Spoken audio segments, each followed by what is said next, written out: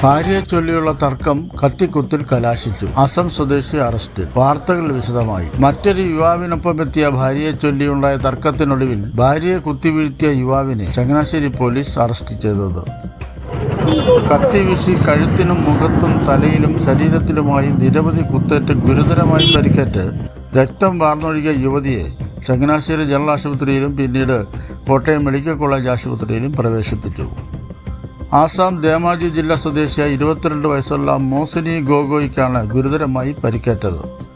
Changanassery 1-ാം number private bus സ്റ്റാൻഡിൽ bus കാത്തിരിപ്പ് കേന്ദ്രത്തിൽ ഞായറാഴ്ച ഉച്ചകഴിഞ്ഞ് 2-നാണ് യാത്രക്കാരെ ഞെട്ടിപ്പിച്ച സംഭവം അരങ്ങേറിയത്. അക്രമ സംഭവത്തിൽ ആസാം ധേമാജി ജില്ലക്കാരനായ 25 വയസ്സുള്ള മതിജ ബർവയെ യാത്രക്കാരും നാട്ടുകാരും ചേർന്ന് പിടികൂടി പോലീസിന് കൈമാറുകയായിരുന്നു. പ്രതിയായ മതിജ ബർവ കൊച്ചിയിൽ ബോട്ട് ജീവനക്കാരനാണ്. 1 വർഷം മുമ്പാണ് ഇയാൾ മോസിനി ഗോഗോയെ വിവാഹം ചെയ്തതെന്നും അഭിപ്രായ വ്യത്യാസത്തെ തുടർന്ന് മറ്റൊരു ഇതര സംസ്ഥാനക്കാരനായ യുവാവിനൊപ്പമായിരുന്നതായും ഇവർ ചങ്ങനാശ്ശേരി ബസ് സ്റ്റാൻഡിൽ എത്തിയപ്പോൾ മതിജ ബർവ കയ്യിൽ കരുതിയ കത്തി ഉപയോഗിച്ച് ഭാര്യയെ നിരവധി പ്രാവശ്യം കുത്തിയതിനു ശേഷം രക്ഷപ്പെടാനും ശ്രമിക്കുകയായിരുന്നു. ഇയാളെ മുനിസിപ്പൽ ആർക്കേഡിൽ വെച്ച് നാട്ടുകാരാണ് പിടികൂടിയത്.